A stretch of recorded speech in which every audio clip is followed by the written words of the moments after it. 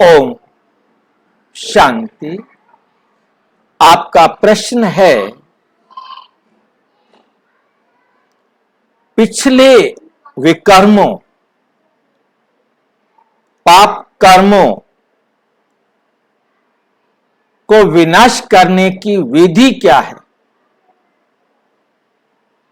और उसकी अद्भुत विधि है जो स्वयं परमपिता परमात्मा ने आकर समझाई।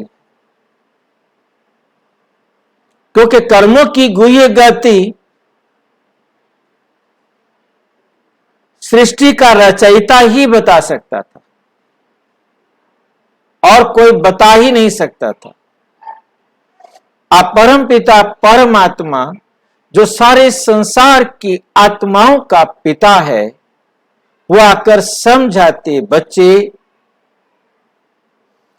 कर्म करने वाली आत्मा है और कर्म का फल लेने वाली भी आत्मा है।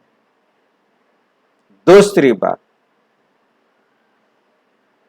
हर आत्मा जिस भी आत्मा को जो देती है, चाहे सुख या दुख, जितना देती है उतना ही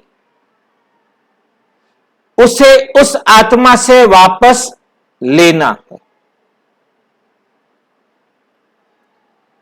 वे कम या अधिक नहीं हो सकता। जिसे न्यूटन ने एक लॉ दिया,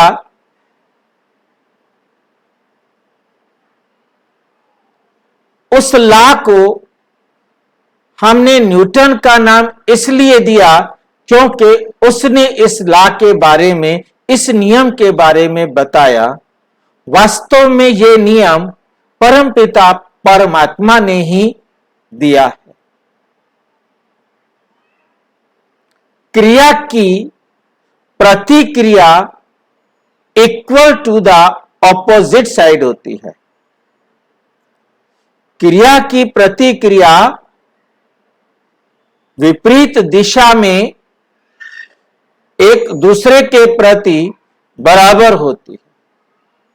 जैसे इस मॉडल में आप देख रहे हैं, एक बॉल, एक आत्मा है, वो आकर हिट करती है। जितना जोर से वे उसे हिट करती है, उतना जोर से ही वे उसे आकर हिट करती है।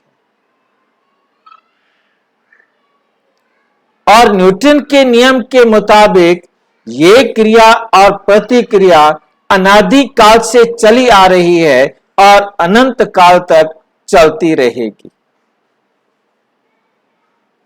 जब ये सिद्धांत न्यूटन ने जब दिया, उस समय जो उनके इस थीसिस को स्टडी कर रहे थे, उन्होंने न्यूटन से प्रश्न पूछा कि आखिर इसको पहली बार हिट किसने किया होगा? यह बात तो आपकी ठीक है कि क्रिया की प्रतिक्रिया बराबर होगी, परंतु जब यह संसार चालू हुआ तो पहली बार आखिर किसने पहली बार हिट किया होगा?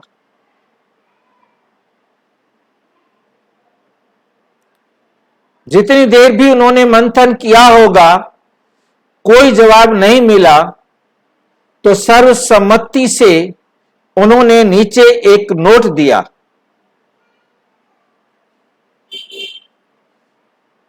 कि यह पहली बार हिट स्वयं परमपिता परमात्मा ने ही किया होगा। और अब स्वयं परमपिता परमात्मा आकर समझाते, मैं ही हूं जो हर कल्प आकर सृष्टि को जो पतित होती जा रही थी, पावन बनाने के लिए सबको ज्ञान देता हूं। रास्ता दिखाता हूं, पहल करता हूं, ये और कोई नहीं कर सकता। इसलिए सारा संसार मुझे ही पुकारता है, ज्ञान देने के लिए, रोशनी देने के लिए, तमसो मां ज्योतिर्गमय करने के लिए, बदी की राह से हटाकर नेकी की राह पर चलाने के लिए।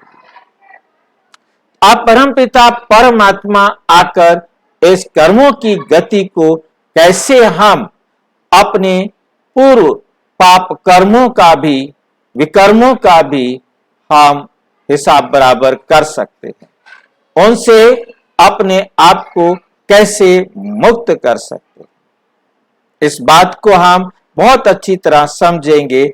आपको एक बात समझ में आ गई कि जो हमने किसी को दुख या सुख दिया है, जितना दुख व सुख दिया है उसी से ही हमको लेना है और कोई भी नहीं ले सकता, कम या अधिक नहीं हो सकता। ऐसा नहीं हो सकता कि मैं दुख किसी और को दूं, उसके बदले का दुख कोई और मुझे आकर दे। मैंने जिसको दिया है उसी से लेना है, जितना दिया है उतना ही लेना है। अब हमें नेक्स्ट बात समझनी है कि ये हिसाब किताब किसमें होता है। हम बहुत अच्छी तरह से जानते हैं कि ये देह विनाशी है और इस देह को चलाने वाली आत्मा अजर, अमर, अविनाशी है। ये देह विनाशी है, आत्मा अजर, अमर, अविनाशी है। जब आत्मा इस देह में आती है तो ये कर्म करती है और कर्म का फल भी देह के द्वारा ही आत्मा लेती है। आत्मा नहीं है तो ये देह कोई कर्म नहीं कर सकती, आत्मा नहीं है तो ये देह किसी कर्म का फल नहीं ले सकती। तो कर्म का फल आत्मा ने लेना है, देह ने नहीं। कर्म आत्मा ने करना है, देह ने नहीं।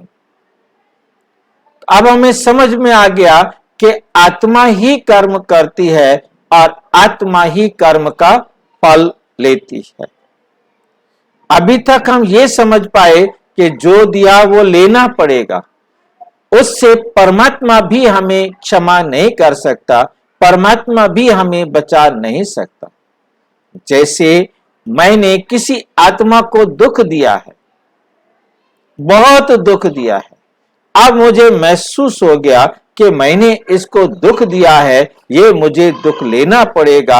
अब उससे बचने के लिए मैं कितना भी जप करूं, तप करूं, पूजा करूं, पाठ करूं, व्रत करूं, जो भी अलग अलग धर्मों के द्वारा विधि विधान बताए जाएं, मैं वो सब करूं, मैं उसको कितना भी सुख दूं। अब मैं जितना भी सुख उसको दे रहा हूं, जितना भी मैं पुण्य कर्म कर रहा हूं, अनेक आत्माओं के धर्म प्रति धर्म के कार्य भी कर रहा हूं, सेवाएं भी कर रहा हूं, पशु पक्षियों को भी सेवाएं दे रहा हूं। तो कर्मों की गति के हिसाब से परमपिता परमात्मा समझाते, बच्चे जिन जिन को आपने जितना सुख दिया है उतना सुख तुम्हें अवश्य मिलेगा, परंतु जिसे आपने जितना दुख दिया है वो दुख भी तुम्हें उससे लेना पड़ेगा। यदि मैंने उसी आत्मा को 10 सुख दिए हैं और उसी आत्मा को मैंने 20 दुख दिए हैं, अब ये कट नहीं सकते। ये नहीं कि अब दुख 10 रह जाए, वो 20 दुख भी मुझे उसी से लेने हैं और 10 सुख भी मैंने उसी से लेने हैं। दुख दुख देने से बराबर होंगे, सुख सुख देने से बराबर होंगे, कटेंगे नहीं। दुख से सुख नहीं कट सकते। परंतु अब परमपिता परमात्मा हमें एक वंडरफुल राज समझाते कि आप अपने पिछले जन्मों के, कितने भी जन्मों के पाप कर्म किए हुए हैं, उनसे भी अपने आप को मुक्त कर सकते हैं। ये वंडरफुल राज हमें समझना है। इस वंडरफुल राज को समझने के लिए हमें इस संसार के चक्र के बारे में जानना होगा। ये सृष्टि चक्र है जिसमें परमपिता परमात्मा ने एक अद्भुत रहस्य हमारे सामने दिया है। एक अद्भुत रहस्य, यह अद्भुत रहस्य में अद्भुत विधि छिपी हुई है। इस बात को बहुत ध्यान से आपने समझना है। आप यहां पहली बार ही नहीं आए, आप यहां पहली बार ही नहीं आए। बहुत ध्यान से देखेंगे, आप 5000 वर्ष पूर्व भी इसी स्थान पर इसी समय, दूसरी लाइन में आएंगे, इसी प्रकार से आए थे, अब आए हैं और हर 5000 वर्ष पश्चात आते रहेंगे। तीसरी लाइन में आएंगे, क्योंकि इस सृष्टि रूपी नाटक की हर 5000 वर्ष के पश्चात हूबहू पुनरावृत्ति होती है, क्योंकि ये सृष्टि का नाटक हर 5000 साल बाद रिपीट होता है। अब इन लाइनों को हम बहुत ध्यान से समझने का प्रयास करेंगे कि 5000 साल के अंदर का ये नाटक है। हर आत्मा में 5000 साल की रिकॉर्डिंग है। हर आत्मा एक्यूरेट अपना पार्ट 5000 वर्ष का बजाती है। कोई भी आत्मा इसमें गलती नहीं कर सकती। इस बात को बुद्धि में रख के हम इस बात को समझेंगे,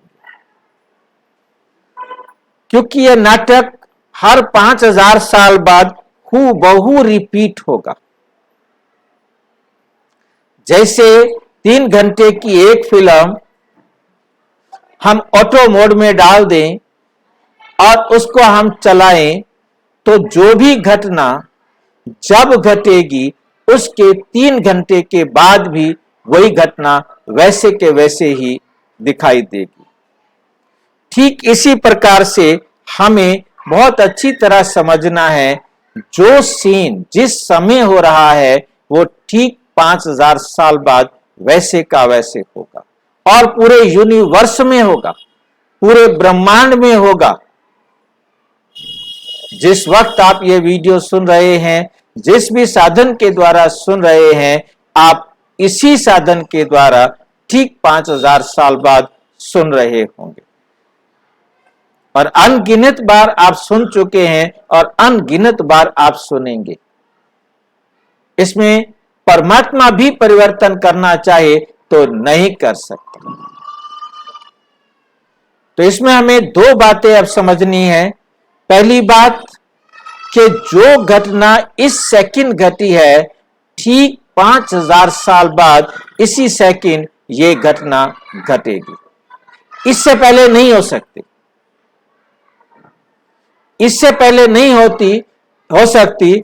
इसलिए परमात्मा ने कहा कि 5000 साल के अंदर जो कुछ भी होता है वो एवरीथिंग न्यू, वो नया होता है, कोई रिपीट नहीं होता। परंतु 5000 साल के बाद ठीक उसी समय हूबहू वो रिपीट होता है, तो उसे कहा जाएगा नथिंग न्यू। 5000 साल के अंदर नथिंग न्यू एवरीथिंग न्यू, और हर 5000 साल बाद उसी सेकंड पर नथिंग न्यू। जो 5000 साल पहले हुआ था वही होगा। इन 2 बातों को आप समझ गए हैं तो आप आगे की बात को बहुत सहज रीति समझ सकेंगे। मान लीजिए कि आपने मेरे को कोई दुख दिया है, अभी अभी मेरे को दुख दिया है। इसका मतलब है कि 5000 साल पहले भी आपने इसी समय दुख दिया था, और ठीक 5000 साल बाद भी इसी समय आप मुझे ये दुख देंगे।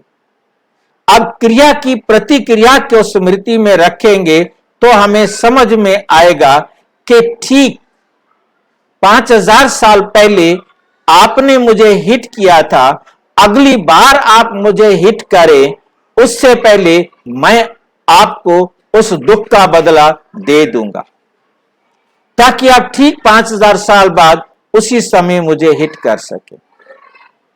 और उसके बाद अगली बार जब आप मुझे हिट कर सकेंगे उससे पहले मैंने भी दे दिया होगा।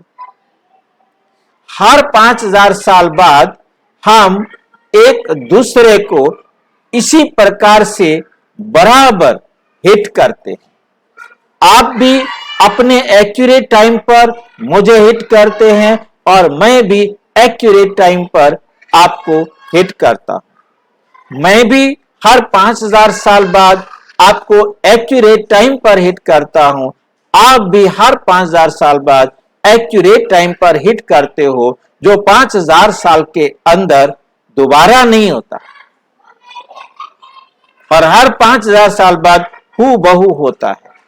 तो एक बार आप मुझे हिट करते हैं, एक बार मैं आपको हिट करता हूं, जो 5000 साल के अंदर पूरा हो जाता है। हर 5000 साल में हर आत्मा हर एक आत्मा के साथ अपना हिसाब किताब बराबर कर लेती है। अब समझने वाली बात है कि मैंने जो पूर्व जन्म में पिछले समय में जो विकर्म किए हुए हैं, पाप कर्म किए हुए हैं, वो कैसे खत्म होंगे, वो कैसे समाप्त हो जाएंगे।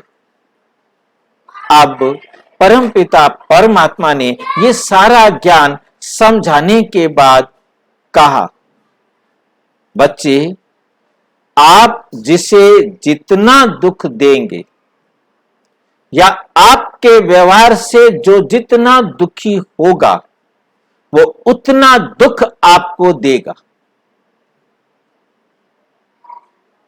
और जितना कोई आपको दुख देगा उतना ही फिर आप दुखी होंगे, जितना आपने उसे दुखी किया है।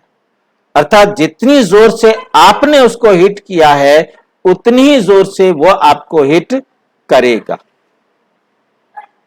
अब छोटे से एग्जाम्पल को समझने का प्रयास करेंगे। पहली बात, मान लीजिए कि मैंने आपको कुछ कहा, आपको बुरा लगा और वो बुरा आपको 10 मिनट लगा। 10 मिनट के बाद मुझे याद आया कि मैंने उनको कुछ बोला है, कहीं उनको बुरा नहीं लगा, और मैंने आपको फोन करके बताया ये मेरा भाव कहने का ऐसे नहीं था, आप उसका गलत अर्थ नहीं लेना, और आप समझ गए। आप 10 मिनट बाद दुखी होना बंद हो गए। और यदि यही काम मैंने 2 घंटे के बाद किया तो 2 घंटे आप दुखी हुए, उसके बाद आपका दुख खत्म हो गया। और मैंने आपको नहीं बताया, आप सारा दिन या सारा जीवन उसके कारण दुखी रहे। तो अब मैंने आपको 10 मिनट दुख दिया है, तो जब आप मेरे साथ ऐसा व्यवहार करेंगे तो मैं भी 10 मिनट दुखी होऊंगा। 2 घंटे दुखी हुए तो मैं भी 2 घंटे दुखी होऊंगा। आप सारा जीवन दुखी रहे तो मैं भी सारा जीवन दुखी रहूंगा। अब नेक्स्ट स्टेप बहुत अच्छा समझने वाला है।